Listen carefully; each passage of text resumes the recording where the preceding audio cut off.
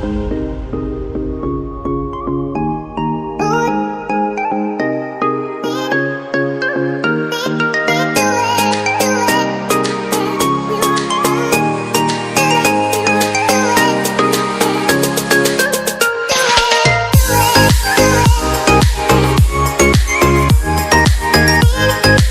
chers internautes et téléspectateurs de la chaîne RTV et merci d'être venus nous voir. Je me nomme M. Diop Abdoulaye, je suis le directeur programme et développement de ESTG, l'École supérieure des techniques de gestion. En même temps aussi, je suis président de la commission stage incubation alternance au niveau de la Fédération des établissements privés d'enseignement supérieur sénégalais. Je suis formateur, consultant et administrateur d'EPS. Alors, l'École supérieure des techniques de gestion est un institut de formation qui est agréé par le ministère en charge de l'enseignement supérieur sénégalais, qui est également agréé par le ministère de la formation professionnelle, qui a l'habilitation de l'ANAQ-Sup, l'Agence nationale d'assurance qualité de l'enseignement supérieur, et qui vient récemment d'être membre de la Fédération européenne des établissements privés d'enseignement supérieur sénégalais. Alors, ce qui veut dire qu'aujourd'hui, il y a une ouverture sur le plan pédagogique par rapport à nos enseignements. Alors, il faut noter aussi que l'École supérieure des techniques de gestion est une école dans laquelle il y a deux départements. Il y a un département en sciences économiques de gestion où nous retrouvons une panoplie de formation, de programmes de formation dans tout ce qui est sciences de gestion. Également, nous avons un second département qui a été ouvert récemment, qui est un département en sciences et technologies où nous retrouvons tout ce qui est formation informatique, mais tout ce qui est aussi formation en digital. Il faut préciser à ce niveau qu'on va être peut-être la première business school à lancer aujourd'hui une formation dans le métier référent digital.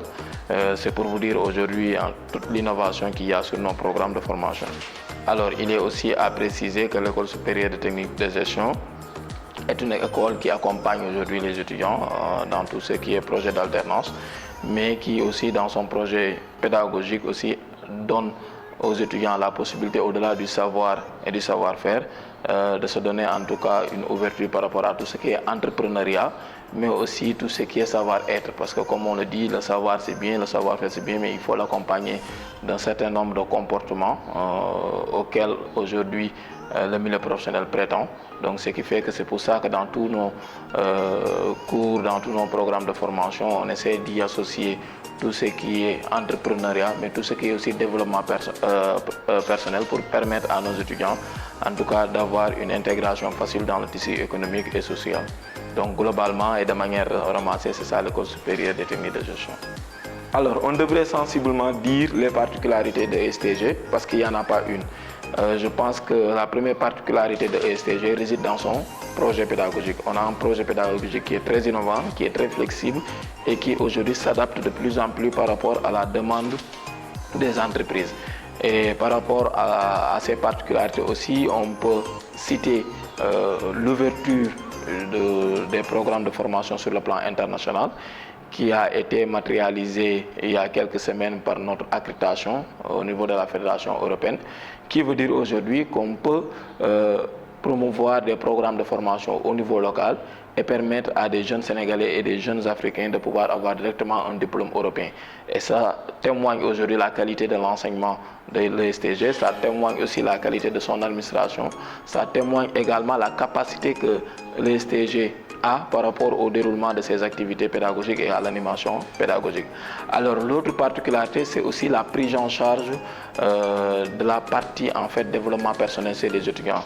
Par rapport à tous nos parcours de formation, nos étudiants sont obligés de faire les modules de développement personnel, d'entrepreneuriat, parce que pourquoi en fait on insiste sur le développement personnel? Parce qu'en allant en entreprise, les étudiants ont besoin d'un minimum de comportement pour gérer en fait leur intégration et s'adapter par rapport à la demande du milieu professionnel. Donc c'est ce qui a fait qu'on a beaucoup insisté sur les modules de développement personnel, mais également sur les modules d'entrepreneuriat, parce qu'aujourd'hui il faut revoir quand même l'offre de formation. C'est bien de former les étudiants pour qu'ils puissent accéder au monde professionnel, mais il faut aussi leur donner cette liberté de pouvoir eux-mêmes s'offrir le luxe de créer leur structure, d'être dans l'entrepreneuriat, d'être dans la création d'entreprises. Donc c'est pour ça qu'aussi on en a fait un module transversal. Qu'importe en fait le choix de spécialisation de nos étudiants, ils sont obligés de faire tout ce qui est entrepreneuriat, tout ce qui est développement personnel.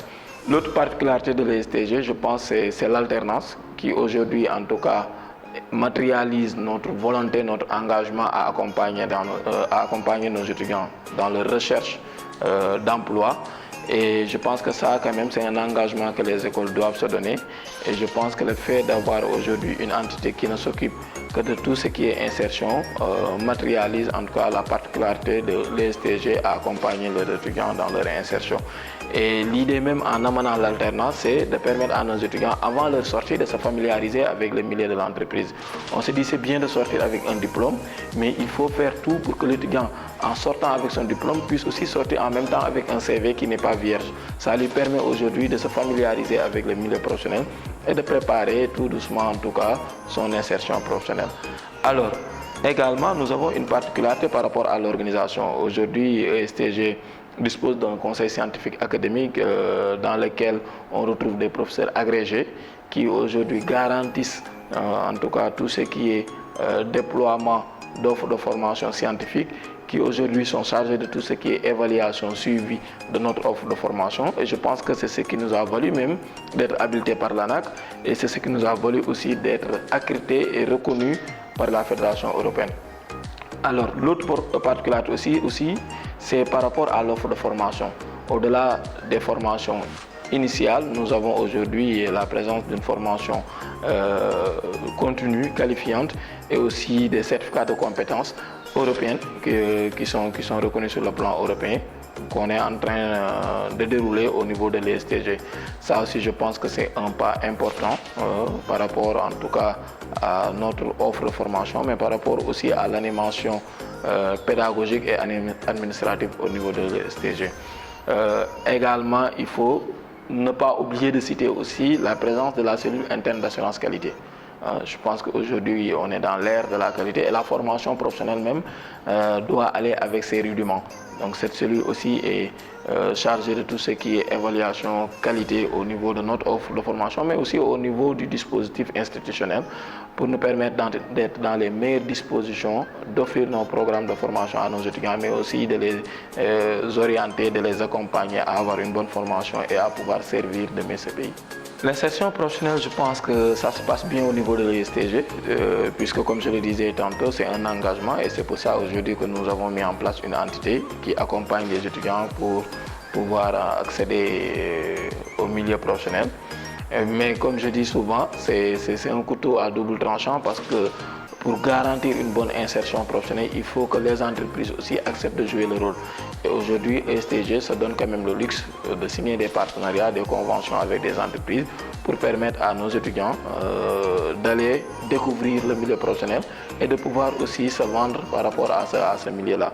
Mais c'est vrai qu'au Sénégal, quand même, il faut insister sur le fait que il faut que les entreprises aussi acceptent d'accompagner les institutions parce que les gens aussi éprouvent beaucoup de difficultés par rapport à tout ce qui est prospection, démarche pour signer les conventions avec les entreprises. Et je me dis qu'en fait, ça fait partie de la formation. Et si aujourd'hui les entreprises acceptent d'accompagner les écoles, ça va leur permettre en tout cas d'avoir des produits plus aboutis. Et c'est pour ça que nous en avons fait notre fer de lance et nous nous donnons le maximum pour que tous nos étudiants arrivent à être insérés, arrivent à bénéficier des stages dans leur parcours de formation. Moi, je pense que c'est un bon partenariat. Avoir coaching gagnant, c'est quelque chose qui nous amène aujourd'hui à s'ouvrir. Et je pense qu'on n'a jamais eu ce complexe de l'ouverture. Et je dis que dans le milieu de la formation, même, il faut aller aussi vers ça, avoir des partenaires externes, d'essayer de voir ce qu'ils font et de créer ce mix-là, ce mariage entre en fait les dispositifs qui sont CN et les dispositifs qui sont les miennes. Je pense que aussi ça permet aussi de donner un cachet particulier par rapport en tout cas à tout ce qui est offre de formation.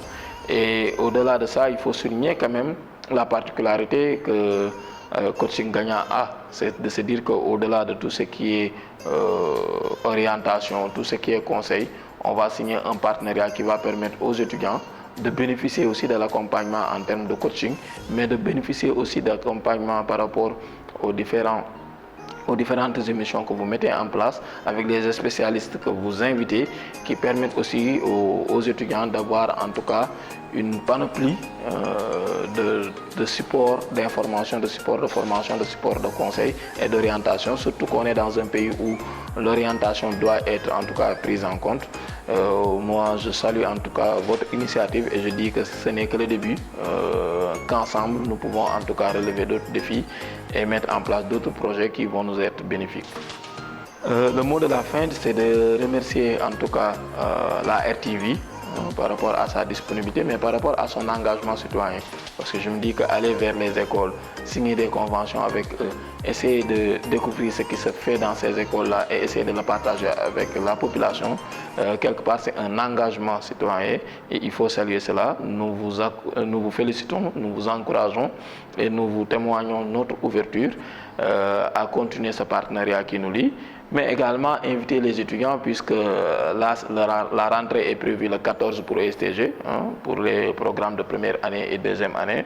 Donc nous les invitons à venir s'inscrire massivement et à rejoindre ce slogan qui est créateur d'avenir, pour vous dire que l'étudiant qui décide de faire une formation à ESTG se donne aujourd'hui les moyens de créer son avenir. Donc ce sont ces mots-là que je voulais en tout cas avoir à votre endroit et féliciter vos téléspectateurs et les inviter à nous rejoindre rapidement.